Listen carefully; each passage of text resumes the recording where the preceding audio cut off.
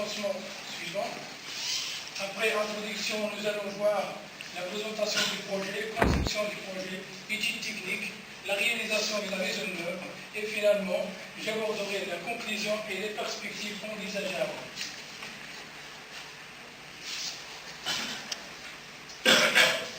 Introduction. Donc, les sociétés sont toujours à la recherche d'accroître la qualité du service à la clientèle, d'augmenter et d'améliorer les ventes et de faciliter les analyses de ces résultats. Le CRM vient pour faciliter toutes ces tâches.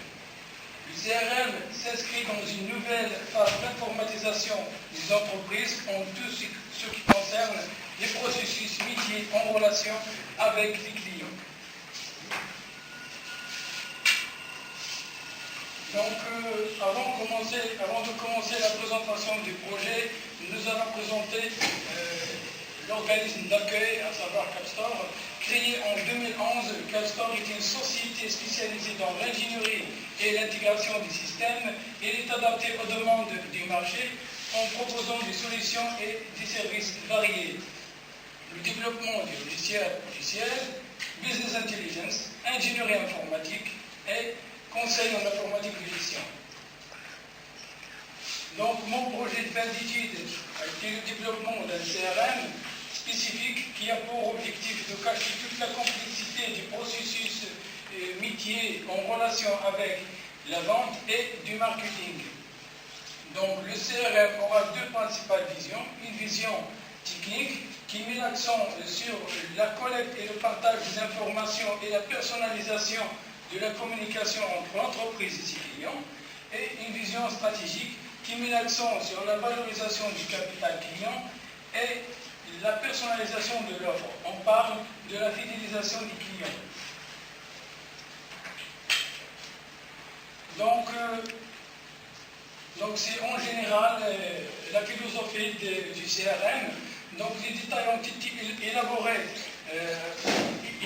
par un cahier de charge préliminaire que je l'ai raffiné et développé pour pouvoir cerner l'ensemble des processus métiers à développer dans mon stage. Et je ne trouve pas mieux qu'un schéma pour illustrer l'ensemble de ces processus. Tout en commençant par l'administrateur qui peut créer des utilisateurs et gérer leurs privilèges. Donc l'utilisateur a leur rôle, ils peuvent gérer les leads qui sont les futurs clients, des contacts, des clients, des entreprises, des associations, n'importe quelle personne morale, et des groupes de clients. L'utilisateur peut aussi envoyer des relances à des groupes de clients représentés par leurs contacts. Il peut répondre par des commandes. Donc, l'utilisateur peut aussi se connecter aux réseaux sociaux pour diffuser des informations et avoir le feedback des utilisateurs pour élargir la base de la clientèle tout en ajoutant des nouveaux contacts, des nouveaux clients, des nouveaux groupes à partir des réseaux sociaux. Donc, il peut visualiser aussi des statistiques qui montrent l'interaction des différents acteurs avec le CRM. Donc, on peut déduire facilement les différents modules à développer dans cette application, dans ce CRM, la gestion des comptes, la gestion des contacts des leads, la gestion des clients, la gestion des groupes, la gestion des relances, produits, commandes, la connexion aux réseaux sociaux et un module pour les statistiques. Donc le CRM, c'est un CRM 2.0. Le signe 2.0 signifie que le CRM va suivre la logique du Web 2.0 qui favorise la connectivité et le partage des informations. Donc, dans cette partie, nous allons voir les différents diagrammes utilisés pour concevoir l'application, tout en commençant par le diagramme du contexte statique qui illustre l'interaction des différents acteurs avec le CRM. Dans notre cas, le CRM peut être accédé et interrogé par différents acteurs d'une façon simultanée, ce qui justifie l'utilisation, le choix d'une application web. Donc le diagramme du cas d'utilisation est général qui montre de façon globale les fonctionnalités de chaque acteur Par exemple, l'administrateur gère les comptes utilisateurs, l'utilisateur gère les clients, les groupes, les relances, etc. Et le client peut consulter l'ensemble des relances et formuler des commandes, ainsi de suite. Donc, les diagrammes, les use cases sont été détaillés dans chaque module, dans les 9 modules. Un exemple du cas d'utilisation de la gestion des relances. Donc, c'est une fonctionnalité qui nécessite une authentification. Donc, après authentification, l'utilisateur aura la possibilité soit d'ajouter une relance, ou bien modifier une relance, ou bien afficher la liste des relances. Donc, pour la fonction, après avoir affiché la liste des relances, l'utilisateur peut chercher une relance, comme il peut voir le détail de cette relance, tout en cliquant sur cette relance à partir de la liste. Donc, pour l'ajout d'une relance, donc ça nécessite, donc c'est une obligation, ça nécessite d'ajouter l'ensemble du groupe d'entreprises qui vont recevoir cette commande, cette relance, ainsi que les produits à promouvoir. Donc, le diagramme de séquence qui montre de façon séquentielle l'interaction entre les acteurs et le système. Le diagramme d'activité qui illustre l'enchaînement logique de l'activité, des activités du système.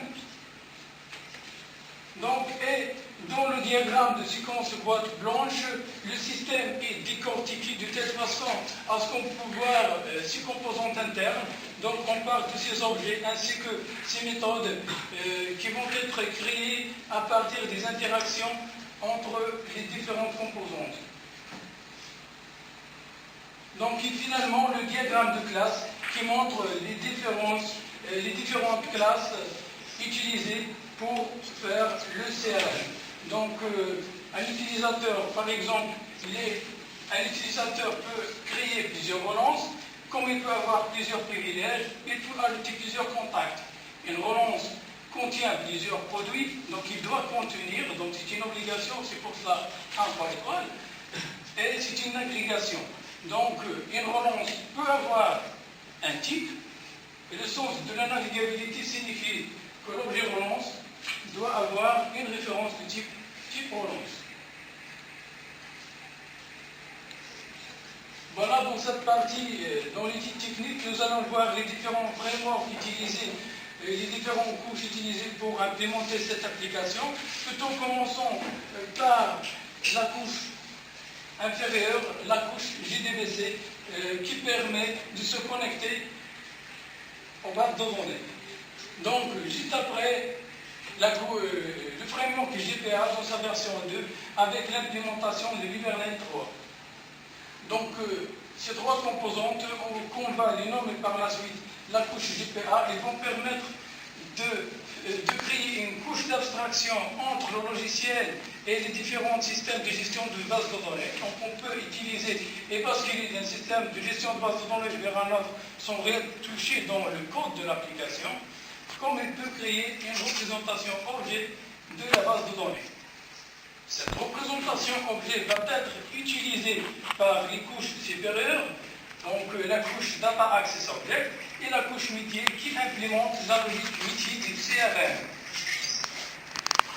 Donc, dans la couche présentation, j'ai travaillé avec Google Web Toolkit qui permet de coder toute l'application et même les interfaces graphiques en travail et avoir, au moment de la compilation du code HTML, CSS, JavaScript au niveau client et du code Java au niveau serveur. La communication entre le client et le serveur se fait à l'aide du protocole RPC, Remote Procedure Call.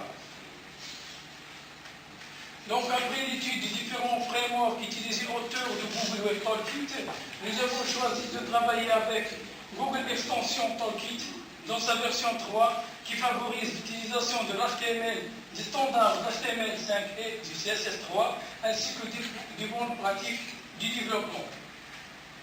Donc, pour la partie connectivité avec les réseaux sociaux, j'ai utilisé Google Web Toolkit for Authentication 2 qui va nous permettre d'avoir l'access token aux aux différents réseaux sociaux. Ce jeton d'accès va être utilisé par l'API REST-LT, le client du web service exposé par Facebook. Donc il y a pas mal de frameworks qui ont été mis en place pour faire cette infrastructure de source. Donc pour cela, j'ai utilisé le MA22 pour gérer les dépendances, les gars, etc., gérer la structure des fichiers et le cycle de vie du projet. Donc nous allons voir maintenant une petite présentation qui illustre l'ensemble.